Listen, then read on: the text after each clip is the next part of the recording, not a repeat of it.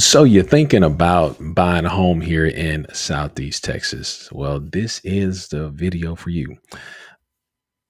Now, if you're a first-time home buyer, maybe an investor kind of looking at buying homes here in Southeast Texas, let this be the guide for you. Uh, we're going to get into the real cost of buying a home here. So it's more than just a month. It's more than just your monthly mortgage, right? It's so in this video, I'm going to break down, everything for that families and first time home buyers again, with your investor as well. Things you need to know from down payments to closing costs, property taxes, insurance, and other expenses. And so, like I said, if you plan to buy a home here in Southeast Texas, Beaumont, Lumberton, anywhere in Southeast Texas, this guide is gonna help you. Let's jump into it.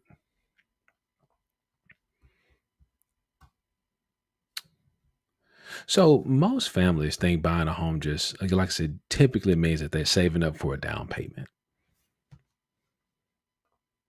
But when I work with families and who's moving to Southeast Texas, they're often surprised, by the real costs that come with home ownership. And again, usually if you're a first time home buyer, it kind of shocks you, right?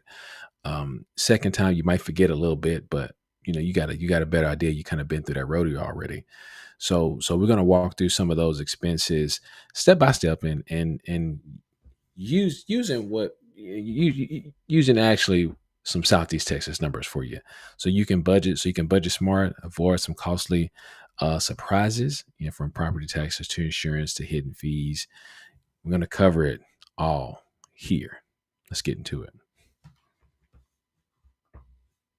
All right, so home prices across Southeast Texas market. So Beaumont, you're gonna get homes are gonna run from 185 to 220. Now, again, and that also is everything is going to depend. Everyone has pockets, so it's all going to depend on where exactly you're buying a home. But Beaumont, typically you're going to look at 185 to 220, Lumberton 250 to 280, Nederland 240 to 260 ish. Right, somewhere up in there. Port Arthur, 150 to 180. Again, it all depends on where you're at. This is just like a median price average. Okay. Beaumont, you're gonna get some good value for established neighborhoods. Mature trees. I always talk about the trees in my videos. If you look at any of my other videos, I'm always talking about trees because it just tells a story. I'm always looking at trees. But between trees and proximity to downtown amenities, that's where you're going to see this cost, right? Popular areas typically include that West End, Calder neighborhoods. Just so you're going to have some different price ranges, right? Like I said, this is about a average median you'll see. Lumberton is where you're going to get some more of your premium pricing, right? Lumberton is one of the fastest growing neighborhoods, or fastest, not gonna say neighborhood, but fastest growing um, suburb of Beaumont. And so, excellent school district, highly sought after school district, newer subdivisions. They got a brand new master plan community coming out there, right across from the park, Longleaf, by DSLD Homes. I mean, big master plan community. I mean, they're growing left and right in Lumberton, Texas. Nederland, you're gonna get some balance. You're gonna get a pretty balanced market right there. There's not a lot of new. There's not like a lot of new master plan communities coming up. You're gonna have some homes that are established. Now you might get you'll get some new builds, some flips out there that people are doing in Nederland. So you might get a new constructed home. Yeah, you might even get a home that's just new from the ground up, right? But again, we talk about like a new community. You might not find a lot of new community, but you will find some nice renovated, newly renovated homes in Nederland, for sure. Port Arthur, again, Nederland, you're gonna have a good. They have good schools out there. Again, well established neighborhoods, convenient access to both Port Arthur and Beaumont. And then Port Arthur, you're looking at on average 150, 180, right? Again, all depending on where you're at, right? This is all dependent. This all dependent on this. These are just kind of like a median average here. You're gonna find your most affordable homes in Port Arthur, right? Um, Good opportunity for first time home buyers, close to the petrochem area. So, if you're working close to the plants, you're close by, right there, Port Arthur. You're kind of right in the heart of it in Port Arthur. But here's the big picture, right? And I want you to kind of get this, kind of catch this. The big picture is this: that the same $220,000 house in Beaumont will cost 350 plus in Houston. The difference is why so many families are discovering Southeast Texas. That difference alone, right, is why a lot of families are coming to Southeast Texas, and it's an ideal relocation area. Now, Mont Bellevue, I don't have Mont Bellevue in here, but Mont Bellevue might trip you up a little bit because it's like Southeast Texas, right on the edge. As you kind of walk that edge of Mont Bellevue to Liberty, Dayton. That's still Southeast Texas, and so it's still a bit closer to Houston. So if I throw in those numbers, it kind of skews some stuff. Everything is all about location, y'all. It's all about location. Um, but it's a lot of people are moving further and further outside of the cities, and as they're finding these nice these towns, and they're going to them, right. It's Southeast Texas is fun. Let's jump into it. Let's get to the next one. Okay. All right. So you might be thinking about maybe building a home, right? So if when you're looking at building a home, you got to find some land, right? Then you're gonna have your construction costs, right? So raw land in Southeast Texas, um, is gonna vary, right? I'm talking anything from 8,000 to 15,000 an acre, right? Depending if you have utilities available, um, and highly dependent on the location. As I always say, location, as we always hear, right? But it's dependent on location. So if you want to get a super nice, a nice scenic 5 acre um piece of property, in, let's say, Hardin County, you might be coming off um 50 to $70,000 just for the land, right? So then you have the land. So then you have your builders, right? They might charge you anywhere from 120 to 150 square foot to build the house, right? Like I said, you find a lot of custom builders out here in Southeast Texas. Um, there's a few master plan, like I said, a few master plan builders out here. Um, DSLD. Um, oh man, they're gonna kill me. DR Horton, right? You have them. You have like Comer Homes. You got several builders who are doing more like master plan building. Um, Ken Kendall Kendall Homes. It's Kendall Homes. Um, who are building in more like master plan communities, and so then you have like you have a lot of different one off builders out here as well. So can give you a feel there. Okay, so what does this could mean? This could mean, hey, a 2,000 square foot house could run you 240 to 300 to build. And once again, this is not including the land. It's just to build the house, right? Not including the land. So then you're gonna put your land on there, and it's gonna run you up to 290, 370, right? So okay, property taxes. Let's highlight that a little bit. So with your property taxes, get my notes here. So what how does that really work, right? It works like this. So Jefferson County, so Jefferson County, which is Beaumont, has like a blended tax rate of 1.81, okay, percent. And so on a $200,000 home, that mean your annual property tax bill will be approximately $3,600. And so then what you want to do, you want to make sure you apply that homestead exemption to your property. which is your primary residence, right? So Texas homestead exemption reduces your taxable value, by for like $40,000, right? So say that'll save you about 720 annually, roughly, right? And so this exemption applies, like I said, automatically once you establish residency, your primary residence. You won't be able to put it on like an investment property.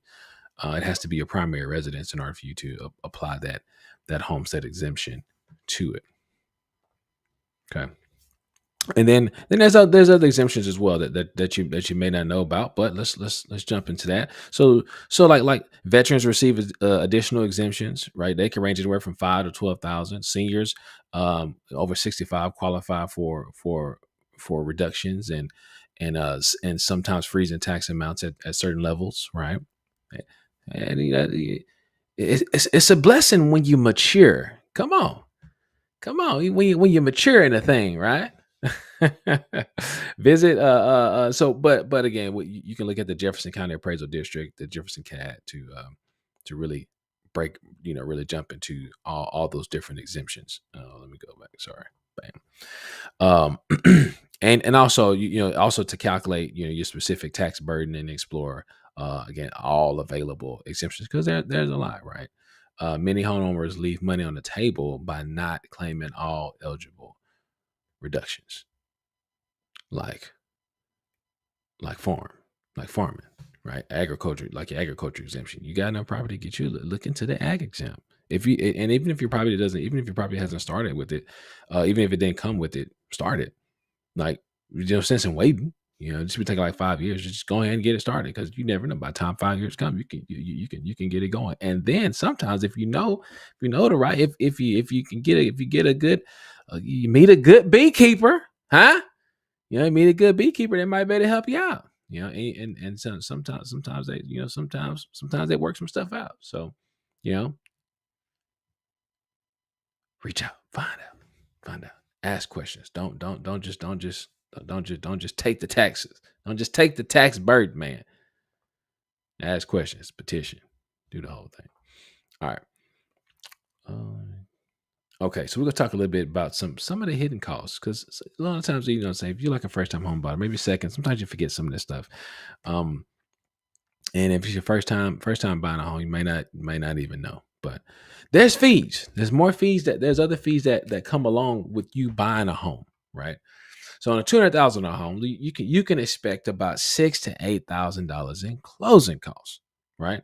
So this is kind of like a high level breakdown, right, of where some of these dollars could go. But a lot of time, but a lot of buyers, they get shocked by some of these additional expenses that they just weren't. And it's like, man, I'm saving up for the down payment. Got the down payment, will be good. Like, dude, there's more. You got the lender fees, title insurance, appraisal surveys, other items, right? Recording fees, all the things, right? So you can expect it to kind of look like this pie right here, kind of where all these different little expenses go, right? You got your recording fees are gonna be probably the smallest of them all. You're gonna have the lender fees. They're gonna charge you. They charge you for originations and all the things. You have your title insurance, right? Then you're gonna have your appraisal and your survey. So you got to factor that cost in as well. You know, and again, could typically run you around almost $1,000. You're going to have other prepaid items as well. That comes along. So you want to be prepared. So it's not just your down payment alone. That's just a part of you getting the loan. You got other costs. I just remember when we first bought our property, it shocked me. I was like, hold on. Yeah, I was expecting a down payment. I was expecting to pay my realtor, but when I didn't have a realtor, so I found out I still had to pay even though I didn't have a realtor. So I was like, I might as well just have a realtor. That could have saved me a couple of headaches. I was just like, because I didn't know. And so it was just like one surprise after the other, and you start getting some heart palpitations, right? You're like, hold on, man, like, oh my gosh, I thought I was just brought the cash and just buy it. No, no, of course not. Of course not. And then from there you have flood insurance, right? So always want to check that. You got your flood insurance. So typical. typical costs. You got your standard home insurance could be your typical cost could be around 1,800 a month, 1,800 a year. Sorry. For comprehensive protection, that might include the wind, hail, and theft, right? Things specific to sometimes specific to Southeast Texas weather patterns, right? Flood insurance, considerations. So depending on where you're at with a flood zone, that might require you to have additional coverage costs, right? I mean, 600, it could be 600, 1,200 in addition, right? In addition to the your standard premium. So parts of Port Arthur, require flood insurance, right? And while so that there's areas and there's areas throughout the city that whether it be Beaumont or Lumberton or some of there's they may not require it, but you want to look, you want to take a look at that. You want to check your FEMA maps, um, and obviously your insurance broker will let you know, right? And so one thing you could do is compare quotes, right? Get you some quotes. I always recommend working with a broker, like an insurance broker, because they're going to take a look at all the available options out there, right? And not just be stuck to one person and not stuck to just one firm. They're going to take a look at all the options out there and see what's the most competitive, and give you some options and show you who might be competitive here and who might not be competitive there, and so you can get a good total picture, and you're not just kind of wasting time at three different individual places. You can three different individual insurance agents. You can have one broker who will look at all of them and give you a good rundown. So another thing you can do too is you can also consider you doing a higher deductible, and that helps lower your premiums as well. So again, little tips to the trade, tricks to the trade here. Okay, so do you have annual and monthly and annual ongoing costs? These other things to consider, to think about when you're buying a home, right? Um, Utilities. Yeah, that could be up to $200+ a month, right? Electric, gas, water, and then depending on the time of year, it's all over the place. So you got your monthly utilities, right? And the bigger your home gets, the more energy it's going to consume, more water is going to use, more everything is going to use. So you also want to make sure your home is energy efficient as well. It really help drive that cost down. If you got throwing a couple of, I have a love hate relationship with these things, but you throw in a couple of smart meters or something. I just smart meters, man. I try to, there's a love hate there, but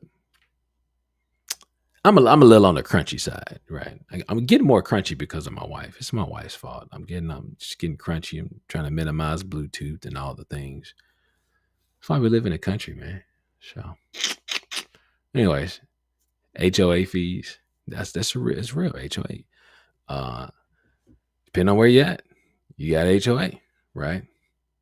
So in Houston, you'll find the HOA prices out here a lot cheaper than what you'll find in Houston. That I was actually really really surprised. But you're looking at 300. It could be 300, 5. You typically around 300. I've seen most, and so even in some of the really really nice ones, really nice neighborhoods, I was pretty surprised. I was pretty surprised. I said, wow, come on. Then I don't know, but they charge you on they come at you, they come for you in Houston, man. Arm and a leg. They want a part of your deed. Okay. I'm not. I ain't hating on my HOA friends out there. Then you got your maintenance budget, right? So you want to set aside about 1% of your of your about 1% of your home's value annually for maintenance, right? So that's HVAC servicing, maintenance, roof repairs, in the ideal world, I know, in the ideal world, I know some might be like, "Shoes, bro, I'm just trying to make it," you know. But if you planning, right, that's a good number to shoot for once a year. Plan on putting it aside to make sure to maintain your home, right? Um, okay, let's go to the next one. Oh, I didn't even zoom it in for you. I'm sorry. Zoom that in for you. Get a little screenshot of that if you want. Okay. Bam. Go to the next one. So, um, this is one that many that I didn't even really consider a whole lot. And I really thought about it. It's like, yeah, actually, this makes really makes sense. You just the lifestyle of Southeast Texas. You factor that in too. Like when you're in a big city, um, so I mean, I'm originally from Houston, so you come from a big city, you got commute times. You travel, you're driving all over the place. Everything's 30, 40 some minutes away. If you really going to go somewhere, you really want to see somebody, you go drive a whole hour. Like, man, we really was planning to hang out and chill and watch a movie, go get the kids together, go play, whatever, right? You're intentional if they're like an hour away. Here, if you stay more than 15 minutes, people are like, dude, you stay a long way. Oh my gosh, you're way out in the middle of nowhere. The average commute times in a Beaumont, like 15 to 20 minutes, compared to, like, say, Houston's hour plus drives for real. For real. So those shorter commute times, that actually helps you cut costs a lot, you know. Um, Outdoor recreation, right? If you stick around it, there's so many things to do, like just right here, you know. If you're into outdoor kind of stuff, you got Big Thicket, you got the Village Creek, Nature's River. Now the lake is a lot farther. You'll hear a lot about the lake. You can once you get out here, you hear a lot about by going to the lake, Sam Rayburn and all those. Now that's a little drive, it's way up, that's over there by Jasper, a little past Jasper. But outside of the lake, you don't go to the lake every day. Um, it's pretty. It's the commute times and things like that. When you really factor that in, it really, you do cut a lot of costs living in Southeast Texas. You just got so much of the energy heritage here, like I said, from Spindletop to to Spindletop, to just the job market today, right? It was birthed here in Southeast Texas, which I think is super cool, and it's still running today. It's still pumping all, you can say, today, which is super cool.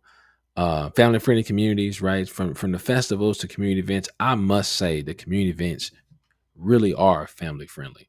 We're listen, man, we're ultra conservative, right? It is what it is. Conservative from, I know I'm gonna make some folks mad. Conservative from political side, which is fine. That's how we roll. But just conservative in general, right? Like overall, we're believers. So we're fairly conservative in the things that we get ourselves involved with and hang and do. The community events have been very very wholesome out here, which is something I really appreciate personally, right? Just what I'm saying, just being real. Um, Local entertainment, often costs a lot less, uh, and a strong sense of community, except the neighbors, who's lived here for really generations, right? You do once you meet a couple of folks, you start seeing everybody. Everybody knows everybody. Uh, Everybody knows everybody. They're usually related to somebody too, so keep your speech wholesome, because they probably related to whoever you're talking about. The lifestyle advantages of Southeast Texas extend far beyond housing costs, right? Shorter commutes mean more family time. Lower cost of living means more discretionary income, right? Play it right, play it in your favor. You know, Strong community ties, lasting friendships. You can create a good network of friends here, and they're like they're like for real friends. Which I think is super cool. Sometimes you miss that you miss that in the city. Because people, everybody, even out here, I mean, people still are busy doing their thing, right? But but you can create a network of friends, right? A network of good friends. Pick them right. That's what it's all about. It's all about who you pick, right? So some of the so here's what you can do from here. Give you a couple of next steps. So as you're preparing, as you're looking into Southeast Texas, right? I have several videos that talk about the communities and just all the different little surrounding cities, so you can get an idea whether you want to be in a city, out the city. Continue to do your research. Research your neighborhoods, right? There's several calculators, like budget calculators, that you could find, um, that give you a good estimate of monthly housing costs. That'd be taxes, insurance, utilities. Just to give you a rough budget and estimate, right? Um, and then you also want to collect, and you want to continue to connect with local experts. Reach out to me. All my contact information description below. Right, reach out. I'll share with you some of the. So I'll share with you the experts that I know in the area that covers all sorts of different things, whether it be plumbing, electrical, roofing, title, loans, all the things. Give me a shout. Shoot me an email. Shoot me a text. All my contacts in the description below. Comment below. Right. Let's get the conversation going. And I'd love to help you make a smooth transition here. And it doesn't matter whether it's 9 days or 90. Make sure you give me a shout. And I want to help you make that transition here. Whether you're looking to buy, rent, doesn't matter. If you're looking to have a roof over your head here in Southeast Texas, give me a shout. I'd love to help you. Okay. Well, that's all I got. Be blessed, and we'll see you on the next video. Okay. Peace.